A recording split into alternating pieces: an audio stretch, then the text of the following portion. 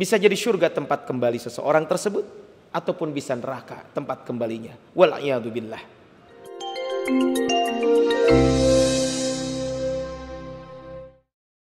Bismillahirrahmanirrahim. Assalamualaikum warahmatullahi wabarakatuh. Ikhwani wa akhwati fillah, jalan tu jannah bukan Allah Subhanahu wa taala. Sayyidina Ali bin Abi Thalib pernah mengatakan, fa innal yauma amalun bila hisab. Hari ini kita di dunia, kita beramal tanpa ada perhitungan. Wa ghadan, sedangkan besok, maksudnya adalah hari kiamat, hisabun bila amal. Yang ada adalah hisaban tanpa kita beramal. Perjalanan hidup kita di dunia ini adalah sesungguhnya waktu saat kita menuju kehidupan akhirat, tempat kita akan dibalas segala amal ibadah kita. Bisa jadi surga tempat kembali seseorang tersebut, ataupun bisa neraka tempat kembalinya. Wal'iyadzubillah. Itu semuanya tentu sesuai dengan amal yang kita lakukan. Karena akhirat waktunya itu tidak berujung, maka di dunia tempat berladang, tempat bercocok tanam. Ad-dunya mazra'atul akhirah. Dunia itu adalah tempat bercocok tanam untuk kehidupan akhirat. Artinya kita harus betul-betul mencari amalan-amalan yang memberikan nilai pahala yang sangat besar.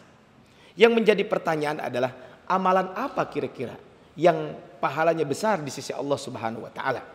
Maka marilah kita sama-sama mencoba, kita sama-sama memahami, dan kita juga sama-sama mencari jawaban kaitan dengan bab ini. Yang pertama, kita harus meyakini bahwa amalan itu akan bernilai di sisi Allah Subhanahu wa taala. Kenapa? Karena tauhid kita yang benar, keimanan kita akan keesaan Allah Subhanahu wa taala, keyakinan kita akan keagungan Allah Subhanahu wa taala dengan asma dan sifatnya, maka itu semuanya akan bernilai besar pahalanya di sisi Allah Subhanahu wa taala. Karena keimanan inilah merupakan pintu amalan kita. Yang kedua, amalan wajib itu pahalanya lebih besar dibanding amalan sunnah. Ketika kita menjalankan sholat wajib, tentu pahalanya lebih besar dibanding kita menjalankan amal sunnah. Ketika kita menjalankan saum Ramadan, maka pahalanya lebih besar dibanding kita menjalankan amalan-amalan sunnah, yaitu saum sunnah.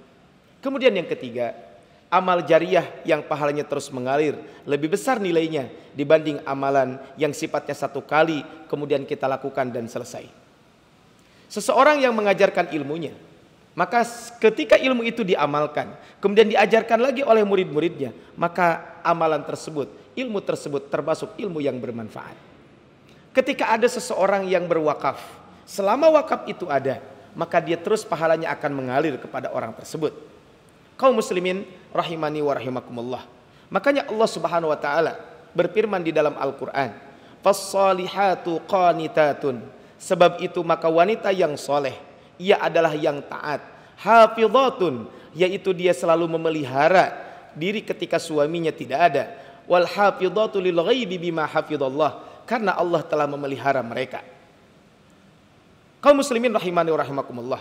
Kalau kita berbicara tentang ayat ini menjelaskan kepada kita bahwa wanita yang salihah adalah wanita yang taat kepada Allah Subhanahu wa taala dan menjalankan kewajiban kepada suaminya.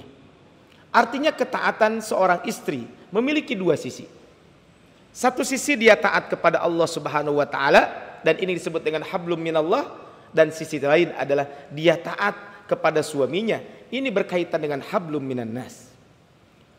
Bagi seorang wanita yang menjadi seorang istri, maka dia memiliki lahan untuk beramal. Maka kalau kita lihat amalan-amalan apa saja kira-kira yang pahalanya besar yang bisa dilakukan oleh seorang wanita, dan apalagi kalau dia sudah punya suami, kira-kira amalannya apa saja? Yang pertama adalah tentu ibadah kepada Allah Subhanahu wa taala. Ini amalan yang paling besar. Dia menjalankan kewajiban yang telah Allah perintahkan kepadanya. Kemudian setelah itu diikuti dengan amalan-amalan sunnah. Hal ini adalah sangat mudah dilakukan oleh seorang wanita di rumah, contohnya adalah dengan dia menghafalkan Al-Quran, atau dia memahami kandungannya, atau dia memperbanyak zikir kepada Allah Subhanahu wa taala. Ini bisa dilakukan ketika dia melakukan aktivitas-aktivitas yang kaitannya dengan hubungan, kaitan dengan keluarga. Contohnya ketika dia memasak, bisa berzikir, bisa sambil murojaah hafalan dan lain sebagainya. Ini yang pertama. Yang kedua, ibadah sebagai seorang istri. Dia memenuhi kewajibannya sebagai seorang istri. Melayani suami merupakan itu ibadah. menyiapkan makan untuk suami, menyiapkan pakaian yang akan dipakai oleh suami. Kemudian berikutnya adalah melakukan berbagai macam amalan-amalan, melakukan berbagai macam aktivitas-aktivitas yang kaitannya adalah membahagiakan suami selama tidak melanggar aturan Allah Subhanahu wa taala. Maka itu akan tercatat sebagai ibadah kepada Allah Subhanahu wa taala. Kemudian yang ketiga, seorang wanita juga bisa jadi dia seorang ibu, maka dia mengurus anaknya dan mendidik anaknya. Bisa jadi ini merupakan pahala yang kelipatannya tidak pernah terhingga. Contoh, ketika seorang ibu, ketika seorang istri mengajarkan suratul Fatihah kepada anaknya. Kemudian surat Al-Fatihah itu adalah setiap hari akan dibaca oleh anaknya di dalam sholat, tidak kurang dari 17 kali. Kemudian anaknya tersebut mengajarkan kepada anaknya, artinya cucu bagi ibu tersebut. Maka cucu tersebut mengamalkan, maka amalannya tidak akan pernah terputus. Makanya betul kata Rasulullah SAW, awwaladin solihin yad'ulah, anak soleh yang selalu mendoakan orang tuanya. Maka bagi para ibu, kita sebagai orang tua jangan lupa untuk mendidik anak-anak kita, karena pahalanya sangat besar di sisi Allah Subhanahu wa taala. Kemudian sebagai seorang wanita, sebagai seorang istri, dia pun walaupun bagaimana dia merupakan seorang anak bagi orang tuanya, dan dia juga menantu bagi mertuanya. Kaum muslimin rahimani wa rahimakumullah, ketahuilah bahwa walaupun seorang istri sudah menikah, maka tetap dia berbuat baik kepada orang tuanya. Apalagi ketika sudah menikah, ikhwan wa fatillah rahmakumullah, kalau sudah menikah dia pun punya mertua, maka dia pun bisa melakukan kebaikan-kebaikan kepada mertua tersebut. Dan yang terakhir adalah sebagai seorang wanita, maka dia pun merupakan anggota masyarakat. Bukankah Nabi SAW mengajarkan ketika seseorang sedang memasak, maka kata Rasulullah SAW, idza tabakhta maraqatan fa'aktsir ma'aha, jika engkau memasak sayuran, maka perbanyaklah kuahnya sehingga bisa berbagi dengan sesama.